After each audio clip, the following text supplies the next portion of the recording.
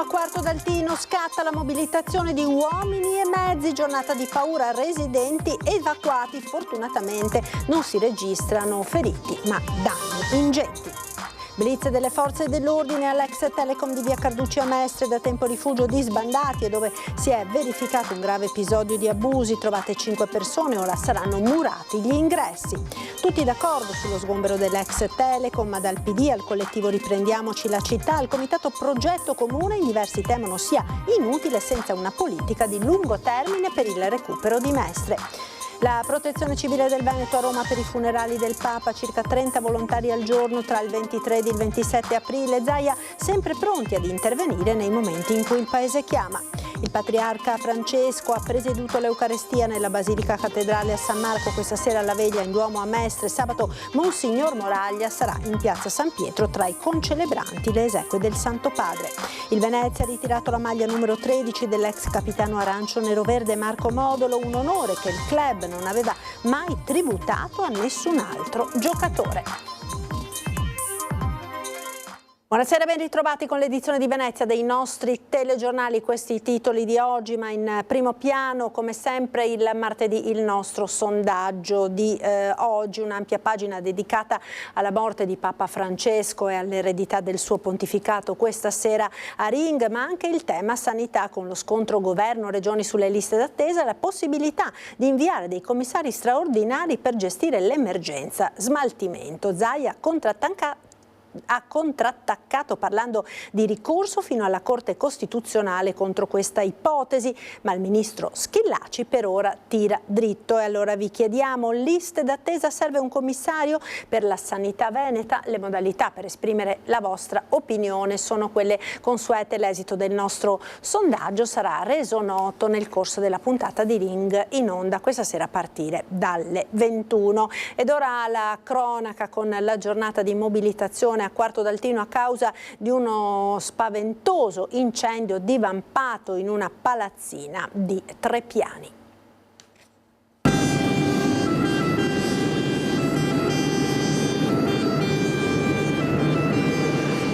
Cosa è successo? Da quello che so io stavano facendo dei lavori e praticamente sistemando il tetto ha preso fuoco, ma non so di preciso cosa. Fiamme alte e colonna di fumo che si vedeva da lontano. Poco prima delle 12 è scoppiato un incendio sul tetto in legno di una palazzina di 3 piani in Viale della Resistenza a Quarto d'Altino. L'incendio, forse innescato durante lavori di ristrutturazione, ha generato fiamme difficili da domare. Fortunatamente non si registrano persone coinvolte. Era perché aveva un'infiltrazione d'acqua, quindi dovevano sistemare un attimo, probabilmente hanno scaldato qualcosa, non lo so. Sul posto sono intervenuti 30 operatori dei Vigili del Fuoco, supportati da 3 autopompe, 3 autobotti e 3 autoscale provenienti da Mestre e Treviso. Grazie alla prontezza del sistema di allarme e alla rapidità dei soccorsi, il rogo è stato circoscritto, evitando danni significativi alle famiglie residenti. Le operazioni di bonifica si sono rivelate impegnative a causa delle caratteristiche del tetto ventilato in lamiera,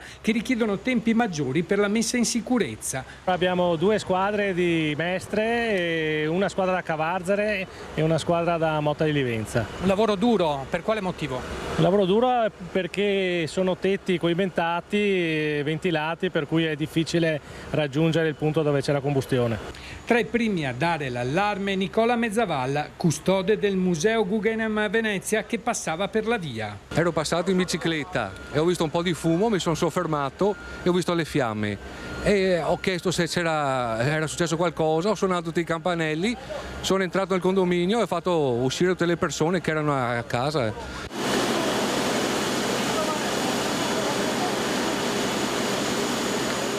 Dopo il completamento delle operazioni di bonifica e messa in sicurezza, i Vigili del Fuoco valuteranno se l'intero stabile debba essere dichiarato totalmente inagibile o se, al contrario, soltanto le famiglie residenti all'ultimo piano dovranno cercare una nuova sistemazione. Ho grande paura, fortunatamente non ci sono feriti.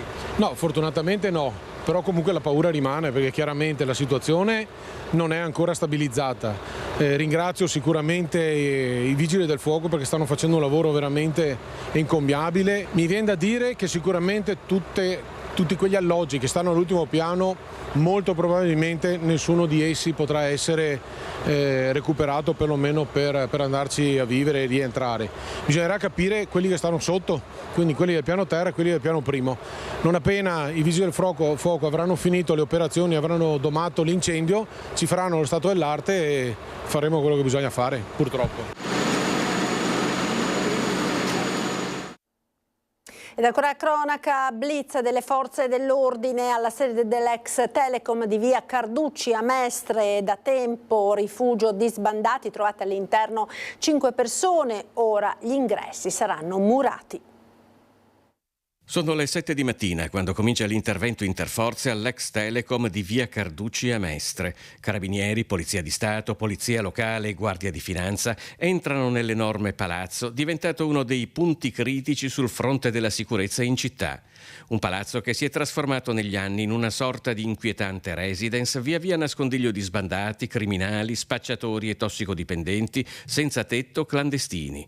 La 32enne recentemente ritrovata mezza nuda ad un angolo di strada, fuggita dagli abusi cui veniva sottoposta all'interno dell'edificio, per i quali è finito in manetti un coetaneo tunisino, rappresenta uno dei casi più gravi, ma l'intervento di sgombero era stato comunque già programmato. La proprietà già da tempo doveva mettere in sicurezza strutturale, perché abbiamo visto che fino adesso quello che era stato fatto è servito momentaneamente a tamponare. Sono stati trovati 5 bivacchi, quindi non un numero così grande, 2 italiane dipendenti, tossicodipendenti, che sono state subito prese in carico dalla polizia locale per verificare anche se sono seguiti dagli operatori sociali, e mentre 3 stranieri regolari senza documenti li ha presi la questura e la polizia di Stato, e adesso faranno tutte le verifiche, eventualmente anche per un trasferimento a un CPR. Ora l'immobile sarà oggetto di un intervento strutturale anche in muratura, con l'intento di renderlo inaccessibile una volta per tutte, memori del fatto che le contromisure adottate le volte precedenti per impedirne l'accesso non si erano rivelate sufficientemente risolutive. Questa è una proprietà privata, è in capo a un fondo, sono nelle trattative per una vendita, anche perché questo è l'ultimo punto, diciamo, in centro da riqualificare. Ricordiamo via Puerio, che è stata riqualificata l'ex emeroteca, l'M9 che sta andando benissimo, e anche la piazzetta. La proprietà è massima collaborazione, quindi si sta spingendo insomma perché possa essere venduto e riqualificato. È una zona strategica e penso anche che per gli investitori possa essere veramente interessante. Tutti d'accordo sullo sgombero dell'ex Telecom, ma in diversi temono sia inutile senza una politica di lungo termine per il recupero di Mestre. Senza visione, volontà politica e interventi concreti sulla città, blitz delle forze dell'ordine, inferriate rafforzate, infissi murati con mattoni possono non bastare. Lo afferma la segretaria del Partito Democratico di Venezia, Monica Sambo, commentando l'ennesimo sgombero dell'ex Telecom di via Carducci, sottolineando come anche altri luoghi di Mestre, come il Teatro Momo, stiano diventando focolai di degrado, bivacchi e consumo di sostanze, in un elenco sui buchi della città in cui spiccano l'ex Umberto I, l'ex poste di Piazzale Donatori di Sangue.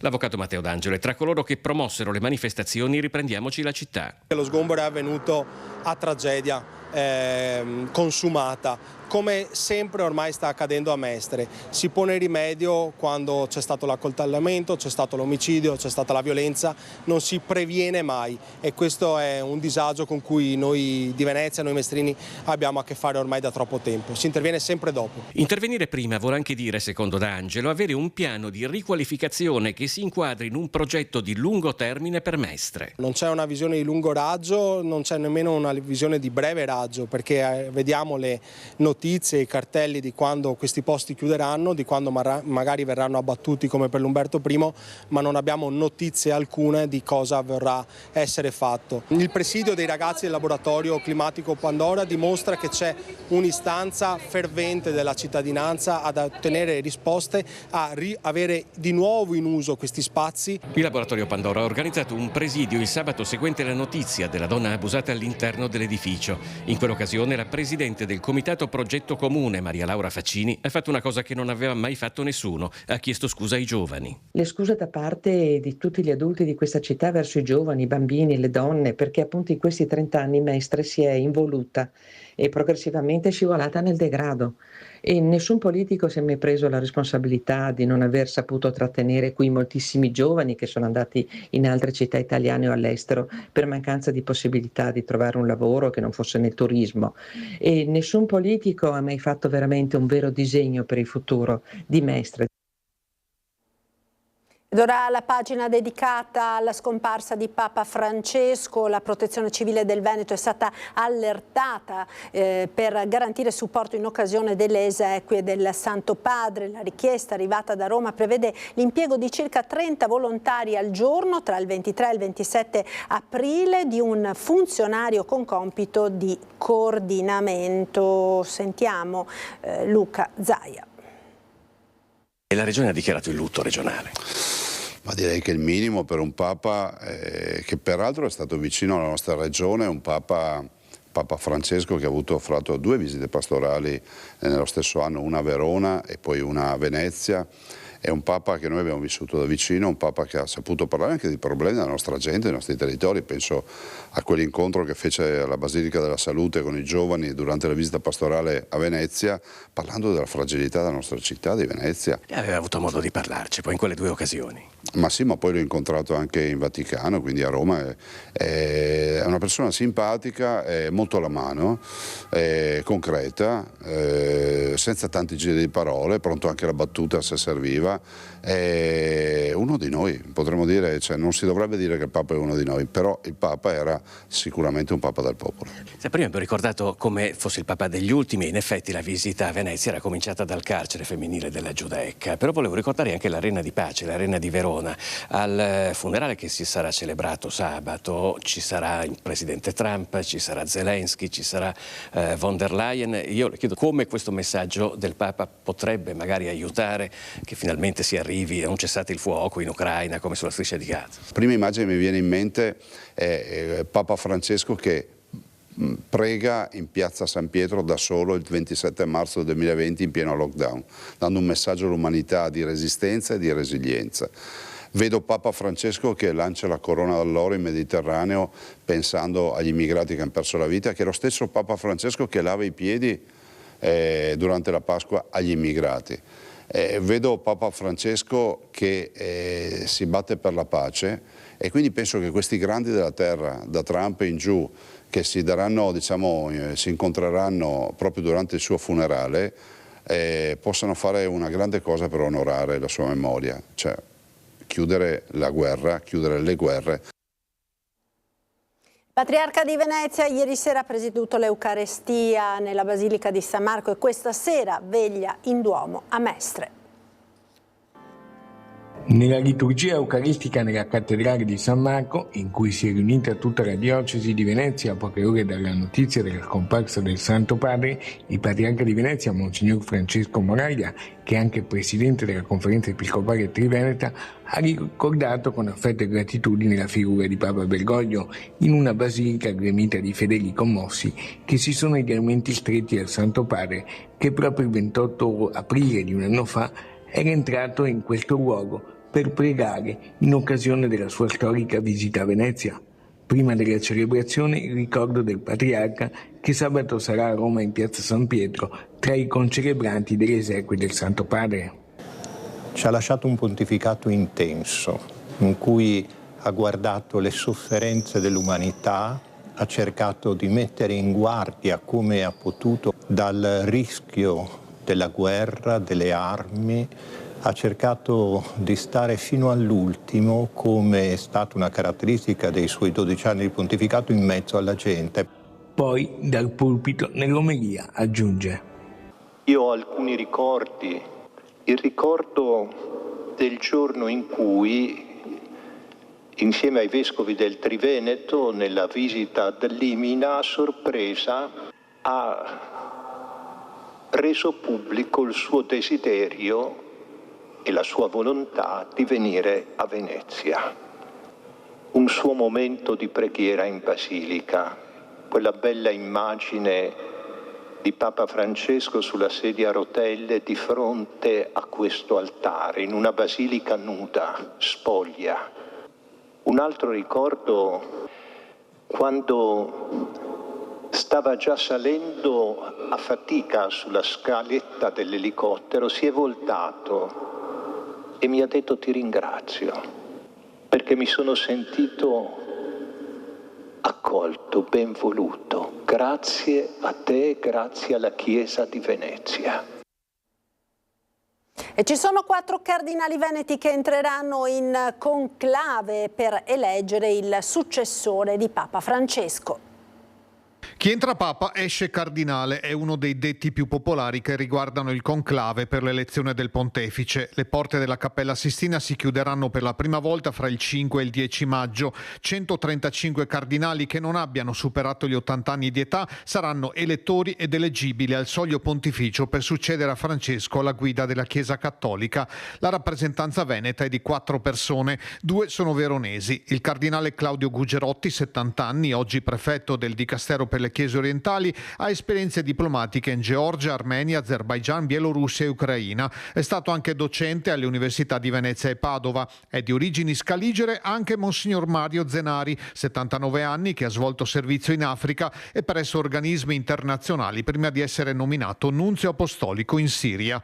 Dalla provincia e diocesi di Vicenza, esattamente da Bassano del Grappa e dall'Ordine degli Scalabriniani, arriva uno dei più giovani e di recente nomina, padre Fabio Baggio, classe 1965, che è attualmente sottosegretario del Dicastero per il servizio dello sviluppo umano integrale. Ha conosciuto Papa Francesco durante il suo servizio pastorale in Cile, quando Bergoglio era ancora arcivescovo di Buenos Aires.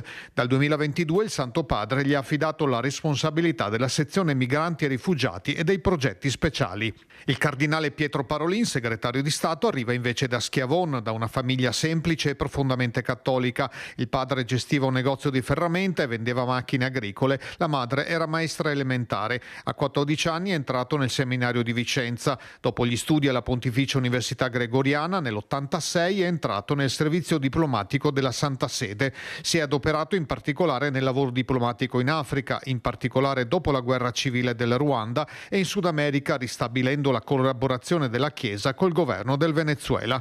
Il 31 agosto 2013 Papa Francesco lo ha nominato suo segretario di Stato, fissando l'inizio effettivo del servizio al 15 ottobre. In quei giorni però Parolin era ricoverato a Padova per un intervento chirurgico. Ha preso servizio solo nel novembre successivo, diventando per tutto il pontificato di Francesco il suo primo collaboratore. Il suo nome è tra i papabili e in caso di elezione seguirebbe le orme di Giuseppe Sarto, Papa Pio X, arrivato anche lui dalla campagna. Lo sport ora, il Venezia ha ritirato la maglia numero 13 dell'ex capitano arancio-nero-verde Mario Modolo, un onore mai tributato prima. Sentiamo.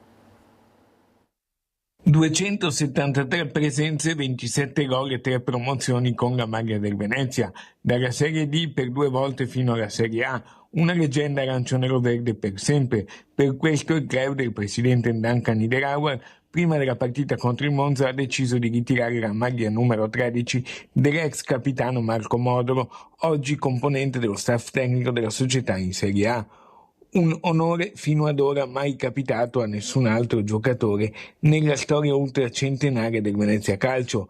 La società lo ha annunciato in un video emozionale con tante testimonianze e ricordi. Sei stato un capitano fantastico, un leader, una persona che mi ha aiutato tantissimo nei miei 2 anni a Venezia e sono contento con te di essermi tolto delle grandissime soddisfazioni. Abbiamo condiviso un periodo secondo me oltre che molto bello, molto importante per il Venezia, perché riuscire al primo colpo a togliersi immediatamente dalle paludi della Serie C è stato qualcosa di importantissimo. Sei una grandissima persona e penso che questa giornata sia il giusto premio per tutti i traguardi che hai raggiunto. Non è una cosa di tanti, però te la meriti, abbiamo condiviso una stagione, però è stata una stagione lunga. Ho potuto conoscere Marco Modolo come uomo, una grandissima persona, una grandissima collaborazione da tutti i punti di vista e sono felicissimo che sia ancora in questa famiglia.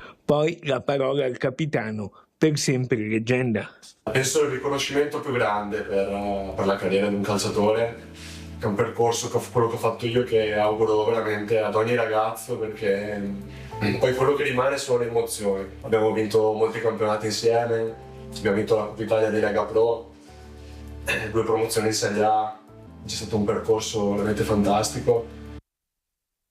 È tutto, grazie per essere stati con noi, arrivederci.